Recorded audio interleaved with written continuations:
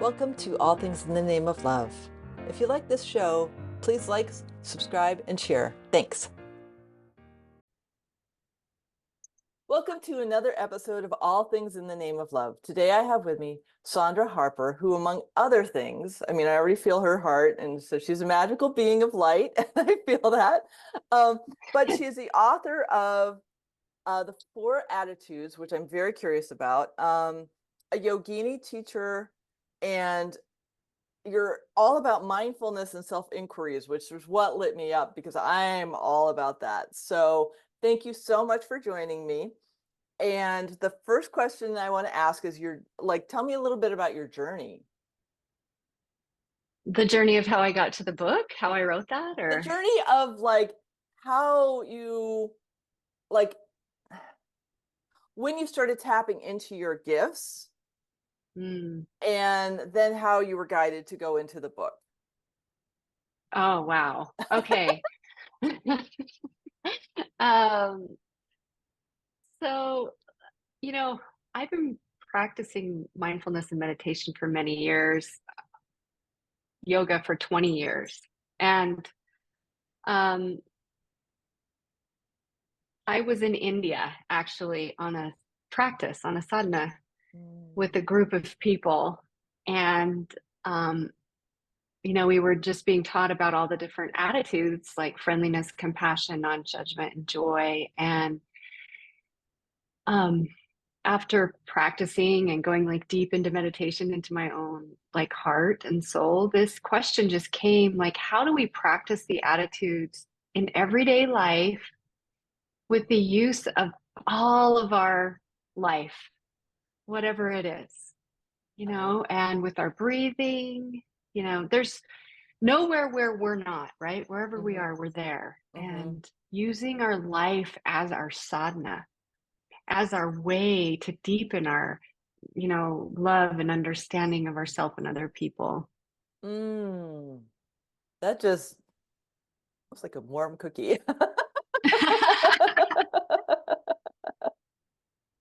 Because I love that. Like I've gone in this journey of um first it was quantum healing, and then 5 years ago I started doing somatic healing. And when I started going inward, I was amazed at how much my body wanted to tell me what it needed for attention. And so I just showed up for it. I navigated triggers, which is a whole fascinating journey. But what, how did that start showing up for you? Because like, it's one thing to know it, and then another thing to embody it. That's a great question.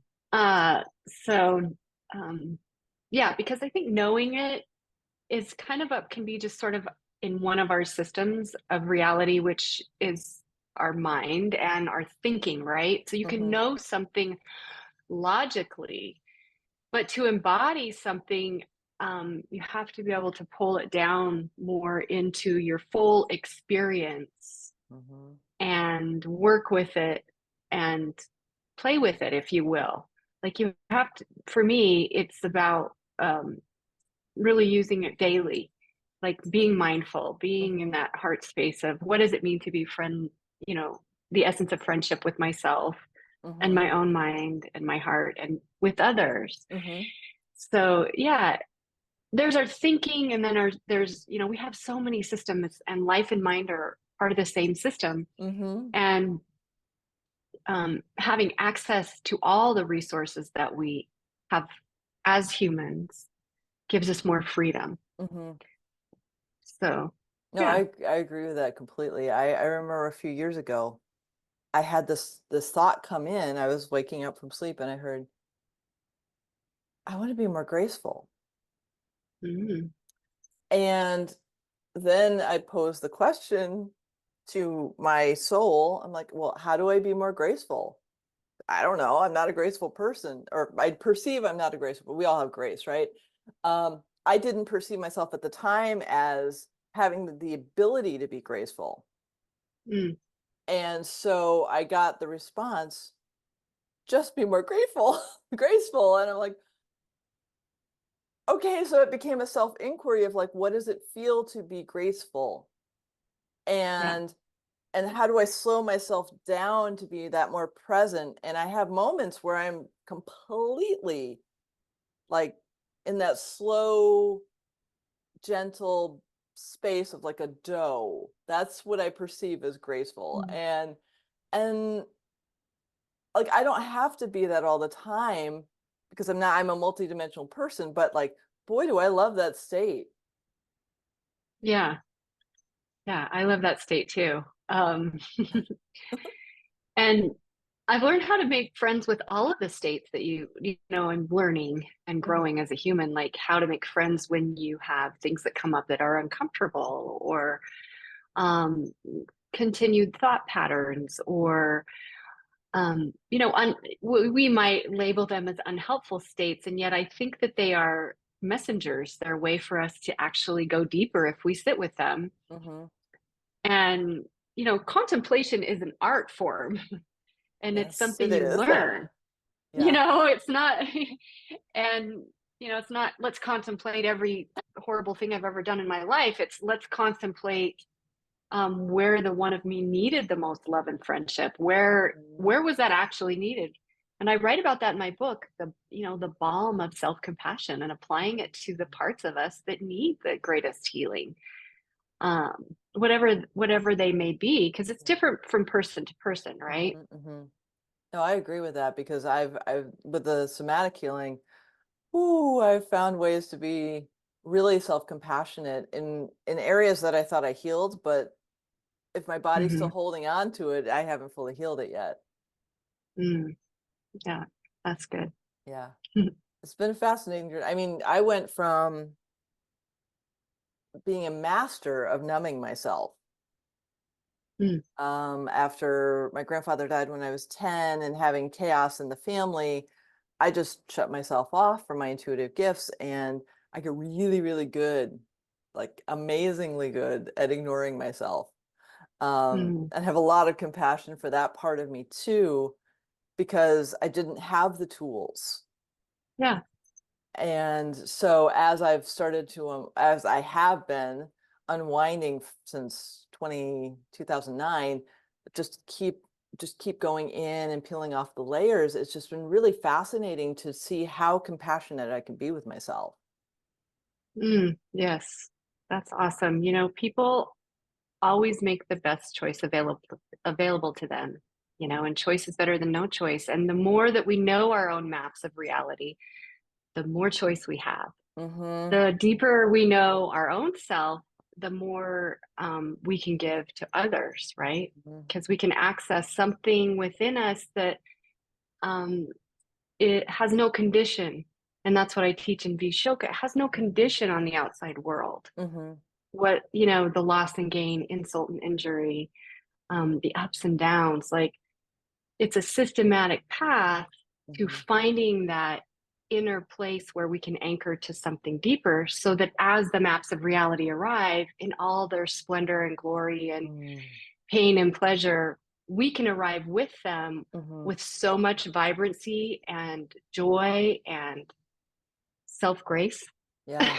Yeah. Yeah, yeah. So, life and mind are part of the same system, and Yeah. just knowing ourself more gives us more access, you Hmm. know, to Hmm. greater and greater depths of, you know, I'm just aware of how much nurturance I find in like even doing this with you and podcasting and just meeting new people and how great Hmm. it is to see your smiling face and hear about your work in the world and how if I was, say, in my journey getting here 10 years ago or 15 years ago, you know, I probably couldn't have showed up because I was in a different place. But Hmm.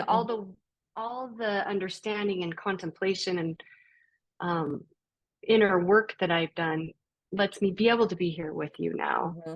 you know? Yeah, I completely hear that because like when I started this in 2018 and the first year I was guided to do it because I have a background in voiceovers and radio and blah blah blah blah blah. And so I heard like my inner self said start a podcast. I was terrified. I was like, who wants to hear me? Right.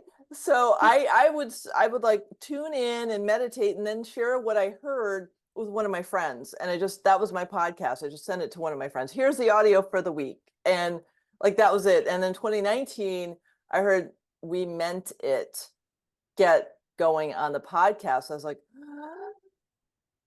okay. And I was so worried about like what I would say and how it would come across and the whole like it was the logistics of setting one up back in 2019 were and and so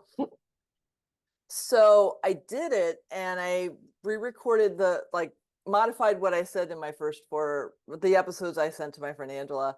And then I started getting guests. And that's when I saw that a gift I'd learned when I was at the University of Maine. I worked at the Maine Folklife Center, and my job was to digitize audio. So I basically got paid to listen to stories. It was an amazing job. For me, it's like gold. And I learned through that what a good interview and a bad interview sounds like.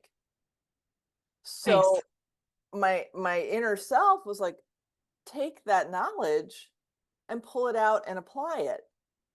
And Hmm. so as I've seen it evolve, um, it's really fascinating because when I started, I didn't have the heart resonance that I do now. Hmm. And so I have much more interesting and engaging and amazing conversations because I'm more connected with the people I'm speaking with. That's wonderful. That's like transformation, Mhm. right? Yeah. And alchemization, like alchemizing all the learning. You know, one thing I've been able to do is learn how to alchemize what would be maybe a hard situation or a painful memory and alchemize it into something that then gives fuel to um, self-compassion or friendliness or um, helping other people. Like an alchemy, that implies that we've taken all these different resources of being human Hmm. and made them into something that was, beautiful. And think about heavy metals that turn into gold, right? Hmm. After the Hmm. alchemization process. That happens in the human's heart Right. naturally when they allow it, And or when that's, they're trained to do it, or yeah. training is the wrong word, but when they're taught, it's like you said, you Hmm. learned by doing, right? Right. Doing different things. Oh, Yeah. yeah. Yeah, and that practice of showing up for myself every day. And I was doing once a week. I've had so many people connect with me that I do 3 a week now, and I've become a full-time editor and producer as well because I'm called to bring these messages out into the world. And it's not Mm. something I ever imagined it was more of a hobby. It's a profession now, and it's like this is so cool that I am using the alchemized, I'll use your word, version of myself through the past 5 years of growing to show up in a very different, more engaged way than I used to. Yeah. Wonderful. Yeah. Absolutely. So how are you seeing that? Let me just rewind that.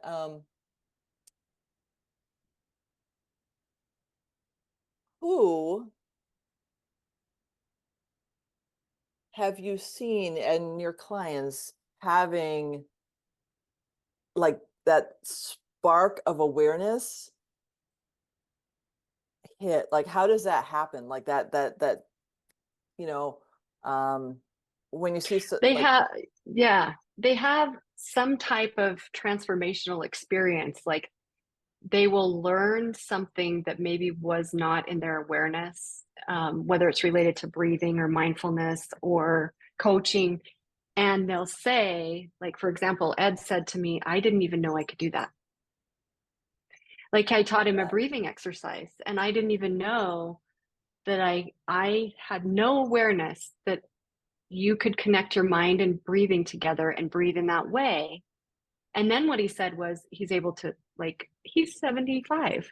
One of my clients, like, he's so sweet. I love that. He was able to go out and play his golf game better. Or Mm, like Dr. Carolyn, she's a chiropractor here in the local community, and she serves a lot of people. And one of my missions is to be able to teach people who are guiding and teaching other people how to breathe properly so they can mm, teach other people how to breathe properly. mm-hmm, And mm-hmm, she said that after, going through the course, the Vishoka course, that she had something that she could use every day to help herself calm down in situations, to give herself, that break from mm-hmm, sometimes life can be frenetic. It can mm-hmm. be constant, and let herself just, relax and go inside and be able to calm her mind and senses down. So I love that. it's that aha. Yeah. Go ahead. Yeah, I was just gonna say, like, when because of my somatic work, I can feel, and it usually happens at like 1 o'clock in the morning. If I get if I get anxiety, which I don't get as much as I used to. I used to be very, very anxious, which was what all the distraction was.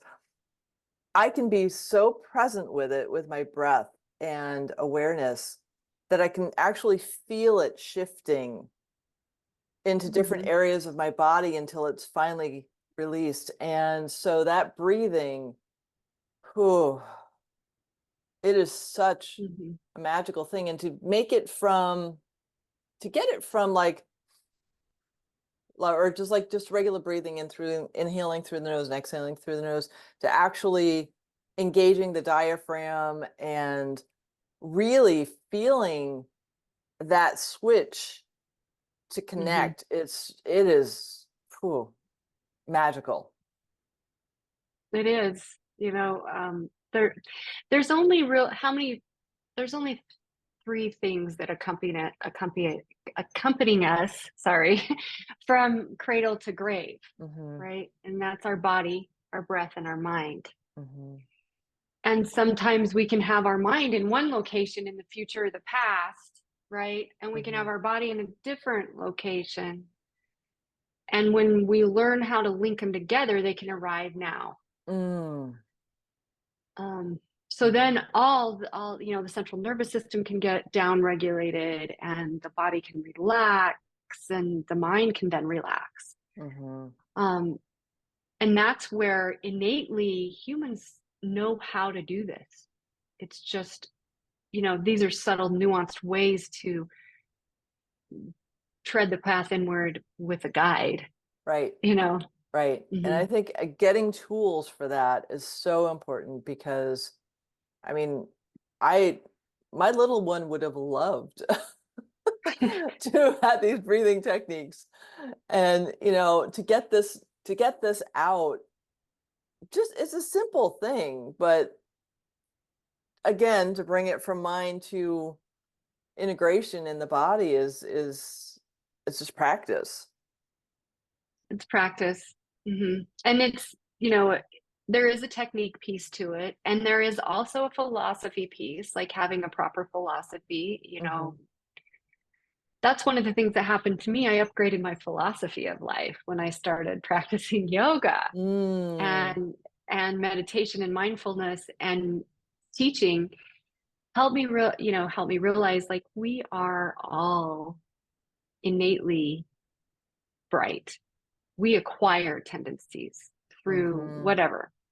We acquire unhelpful tendencies. Yeah. So, and I just believe that we are islands of excellence. We have layers of things on top of that excellence, and Hmm. they get, I call it like the smoke in the mind, if you will, or this, Hmm. we forget. Yep.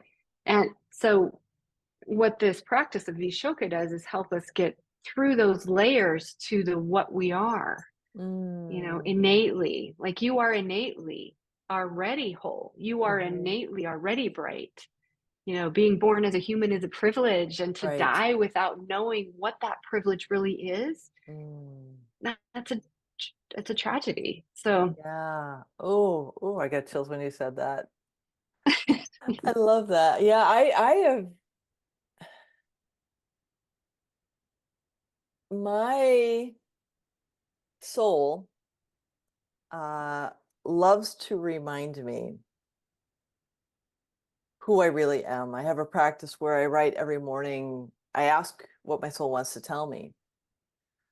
The feedback, it's not my mind. I know that because it's so pure and it's so supportive.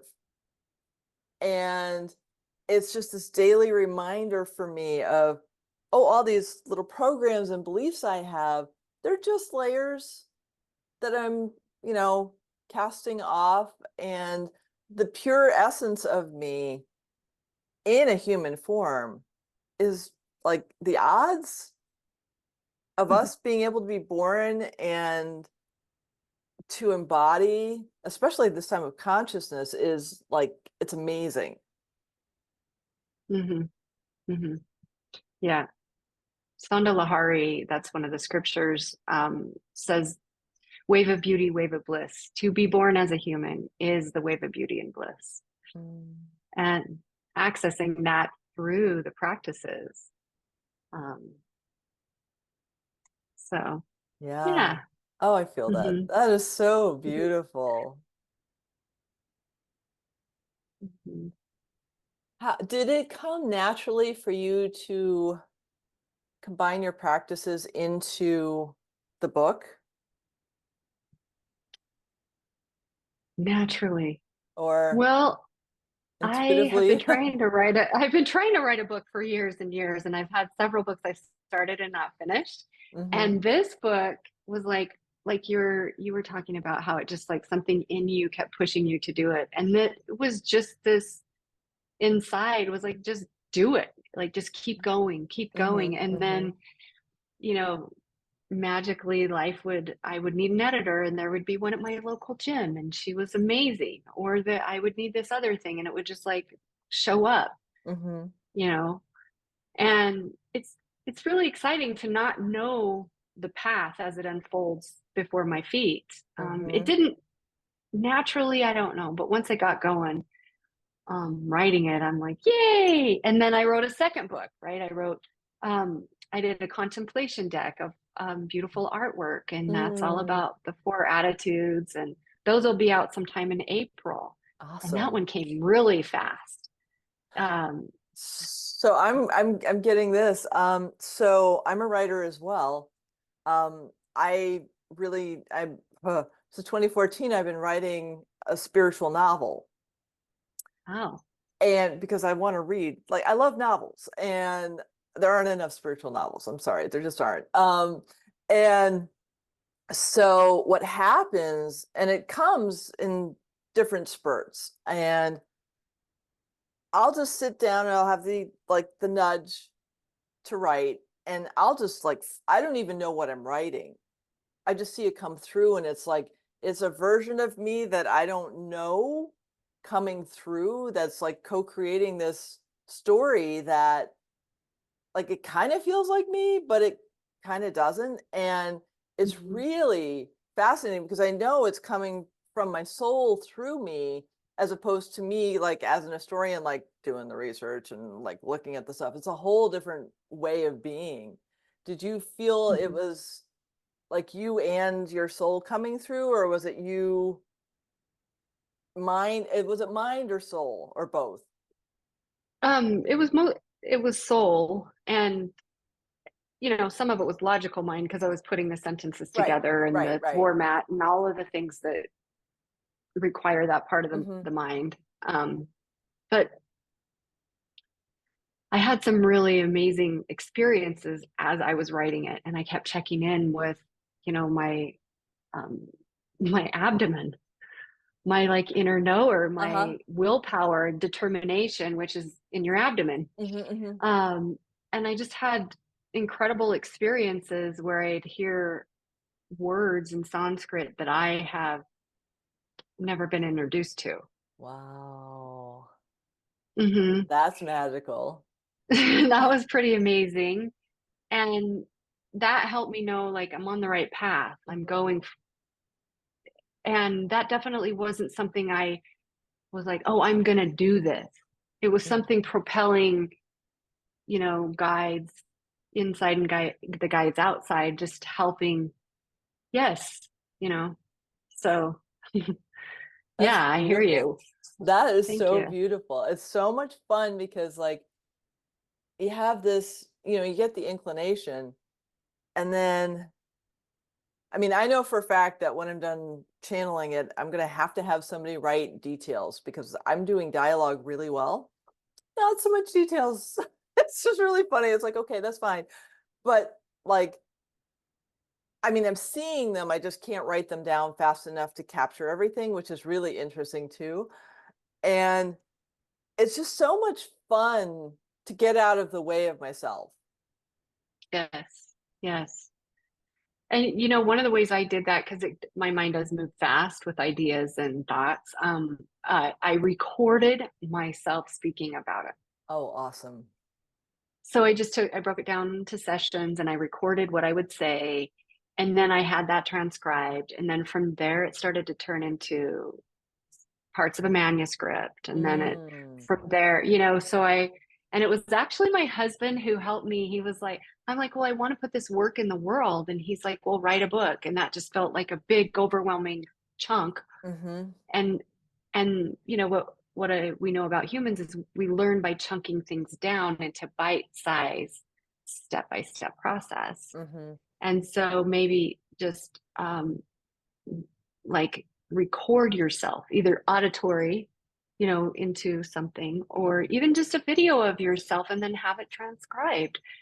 That was how this book began. That's beautiful. Maybe that would help people who are looking to write self-help books, who have beautiful ideas that need to go out Mm-hmm. into the world. Just like record yourself doing it. And then there's all kinds of tools that can help you, like AI Right. tools and all kinds of um, like Descript or any of those. They help break those processes down. Mm. That is so beautiful because going from here to here Hmm. can be, I've had writer's block. I know what it Mm. feels like. You're just, Hmm. and when I wrote my dissertation, I actually hand wrote the first draft. Wow. Because I was like, I don't like typing. It just doesn't feel right. And so I have this permanent dent on my hand. And that's okay. But like, I don't know, it's just such a fascinating process of because I know the different writing styles of like the have to do it right Mhm. versus the intuitive writing. And it feels so much more delightful. Yes. Yeah. Yeah, I love that. So Hmm. how did you I mean, I know you've been practicing yoga. Hmm. You've Hmm. been teaching it for Oh, many years. 2011. Um, and I have a different format than most yoga teachers. Like I am heavy into coaching okay. and using the coaching model of NLP and Mm, hypnotic language patterning. And those are some of my backgrounds and skills. okay, And okay. using that, not just asana, right? So I help people come to what it is they want. Mm, Why do they come to this path and for what were they seeking, and get hmm them what, you know, yes, there's the structure of how it's taught, but there's hmm also way more conversation and mm. outcome, solution based outcome for people who do work with me. Oh, that's Um, beautiful. yeah, Because I was trying to imagine how it all came together. yeah. Years of contemplation, and I had a mentor for many, many, many years, who I talked to him a couple times a week, Cool. and just layer by layer helped me understand how to contemplate in a way that's helpful, Hmm and how to have self inquiry that empowers you and doesn't Mm. disempower you. Because self-inquiry, sometimes our society teaches us, like, look at all the terrible things you've ever done. That's how you're Right, going to inquire. And I'm saying right. to you, if that gets you what you want, good job, yes. But if if you find that that is not what I wanted, I wanted more freedom, or I wanted more relaxation, or I wanted to create this really big outcome that I wanted to achieve, then okay, let's use something that is solution based for you. Mhm, mhm. I love that switch because our society has taught us to look for the problems, and Hmm. like there's really not much about, hey, look at the solution. And I'm kind of obnoxious that way with some people because I'm like, this isn't working. I remember when I was in the corporate world, I was like, so this doesn't make sense. And I see this being a different way. I know I'm stepping on your ego, but like this is actually the better way. It has nothing to do with me. I got in trouble so many times because I could see Yeah. the solution, and it's our society is like based in the problem and not the solution. And that is a map of reality. you Mhm. know that's one map, and Yep. as they say, the map is not the territory. A map of Right. Cleveland is not actually Cleveland, Right. the Right. place itself. And so problem orientation is one map that can be Hmm. overlapped onto many situations, but solution orientation can be overlapped as well. It's just a frame that you put on what you want and how Hmm. you want to, you know, get it. And for me, Vishoka, the practice of Vishoka has helped me with so many other things, but I use a combination of many things to Hmm. with my clients to help them really get whatever they're looking for, Yeah, right? yeah, If they're yeah. looking to go deep in a practice, or if they're looking like, I want to achieve this, I want to do this, it's about them more than it's about Hmm. me. Hmm. So I get that because like it's just when I go into a session, I lose my personality. I don't know who I am anymore. And I become a channel essentially for whatever the human or the animal wants to have addressed from their soul level. Like I don't know what the person is going or the animal is going through at a given moment, but I hear it, and that's what flows through. And to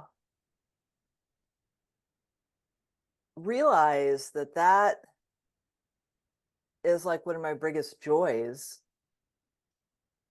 because when I hear what especially with an animal, um not denigrating humans, but animals are easier to work with for me. And I've actually seen, I saw a cat a couple months ago, and the cat was being really, really erratic. And she asked me as she's running around, hey, can you help? So I just on the fly do this. Usually I record it and I have a picture and all of that. It's like a whole thing, but like I can do it, while in the moment. And five things came in. I don't even remember what they were because I'm not me when I do it.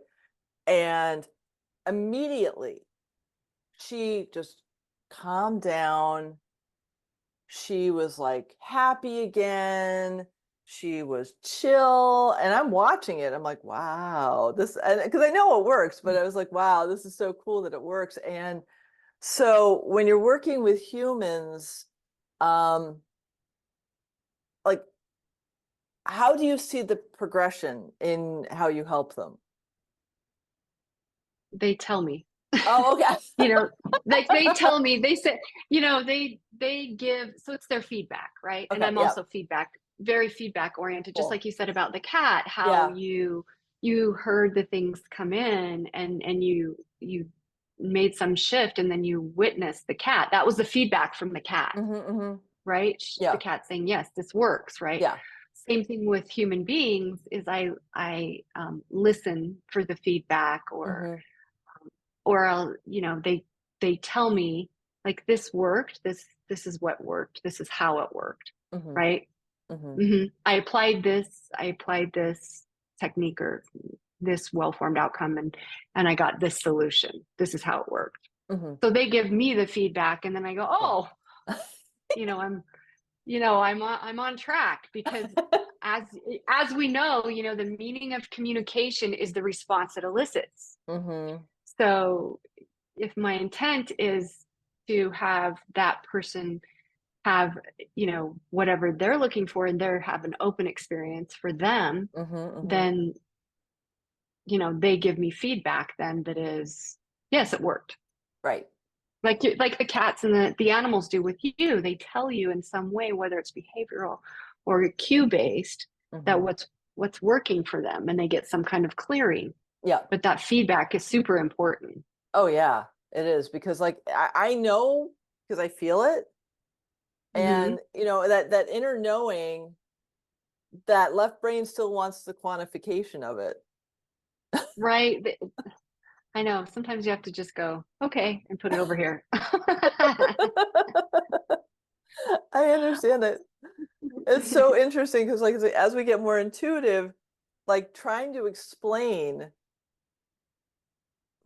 it's a thing. Hmm. Hmm. Yeah, having words for some things that may be at deeper levels of ourselves. Mm-hmm. And language is powerful, and how we use language to shape our reality Mm-hmm. is powerful. And the Mm-hmm. tone and the tempo and the predicates and the way that we express can actually affect other people in positive ways or Mm-hmm. negative. So those subtle nuances, even when you work with animals, I'm sure you know this. Oh yeah. Like if you're speaking to them and your tone or tempo of your Yep. voice and the way the animal's hearing it is offensive, the animal's Mm-hmm. not as like receptive to Right. receive the healing that you're asking the animal to engage in. Humans are the same way. Yeah. Yeah. It's all about rapport, you I know? totally agree with that. And I've found that if I did this once with a horse. I did heart math breath, and it came into my heart. I was like 5 minutes before I saw the horse. I'm just like being present in my heart and present in my heart. I put my hand on the horse. The energy just flowed. I don't even know what came through. Just something really, really fast came through, and I felt it in my hand. My hand was hot. I feel the completion of it. The horse is a full body shake. And I'm like, okay, that was received. And the human Yeah. attached to her was like, yeah, that was a fly. I'm like, yeah, no, that wasn't a fly. That was not a fly. Fly is like twitch. It's not full body shake. Um, and so it's just so, I don't know, there's something really magical about, even when our left brain wants to question, having that deep inner knowing that what we're doing is actually affecting change. Hmm. Yeah. And I use feedback from other to know if that change was the, the person. Uh-huh. Um, if that change was as I intuited it to be. Now with Mhm. animals, I would imagine that, you've got to look for body cues and breathing, Mhm. Oh yeah, you know, yeah, because you'll and, see it. and maybe, and sometimes maybe they do make noises, right? Or they'll, Sometimes, like after the session, time tends to fall asleep. They'll eat. They'll want to go outside. It's something that happens. It changes the behavior from the reception to the integration. So yes, yeah, it's pretty cool. that's awesome. So I wanted to get to, because I mentioned at the beginning of the podcast before I recorded that you love diving into practical wisdom. Mhm. And that just, I love that phrase. So talk to me about that. So practical wisdom is how do you approach sometimes esoteric practices or ideas right now. And one of the things that I have seen make transformation for people is what's called the 5 qualities of breathing. And so I could, there's just the 5 qualities of breath. Is it calm, meaning no jerks? Deep, meaning is it down in the abdomen or up in your chest? Mm-hmm. Even, meaning is the inhale and the exhalation the same in duration and quality? Mm-hmm. Mm-hmm. Calm, deep, even. Continuous, meaning you don't pause on the inhale, you don't pause on the exhale. And quiet. Mm. And I teach these, like I break this down for people more Yeah. profoundly. But there is a whole way that can just become practical wisdom that you could take Mm-hmm. into a business meeting. You could take it in right before you do a session. You could teach Mm-hmm. the person who, has the animal owner. Let's regulate your breathing Mm-hmm. before I Mm-hmm. begin with the animal. Right. And then you're regulated. The person you're doing the session is regulated. Yep. And then you go in with a much more, Mm-hmm. well, we talked about maps earlier, like just a more vast open map with Yeah. calm. Yep. So that's one way to apply practical wisdom, Mm. right? That's not all up in your head. You Right. can do it anytime. You can do it anywhere. You can do it, walking into a business meeting. Maybe you just come out of a conversation with somebody that wasn't pleasant. You could do it then, Mm-hmm. Mm-hmm. anytime. It's not dependent on an app, Right. which That's a I'm good all thing. about. Like there's so many things that we have now at our fingertips, and yet people seem so far away from that essence of what they are and who they are. Mm-hmm. They say with complexity comes a complex mind, right? Yep. Sometimes simplicity is so profoundly healing. Mm-hmm. And the 5 qualities are just like, that's practical wisdom and that affects every human on the planet, just to Yeah. get their breathing, just to regulate their breathing. Mm-hmm. I know we it's like so yeah yeah like the yeah. most basic and important tool we have is to really know how to breathe. hmm and it's not talked about a lot. Like there's people out there doing some work around breathing, and there's people doing work around science and breathing, but it's I find, especially the more that I podcast, it's like the elephant in the room. We're talking about everything. We're talking about the degrees we've gotten, the experiences we have, and the things that we've done, but we're not talking about the thing that connects every human life, Mm-hmm. and that's breath. Every life, not just human, right? Every animal, all the animal kingdom, Even trees. right? The trees breathe. And really, Mother Earth, she breathes, Mm-hmm. and her cycles, you know, breathes in her own way, if you Yeah. will. Yeah. Yeah. But that's the basic foundational thing that I teach, is how to become really close friends with that most intimate one of you that is with you every moment, Mm. and how powerful and loving that force is. Constant. It's like this constant companion, and it doesn't ever judge, right? It's like the Mm-hmm. sun. Yeah.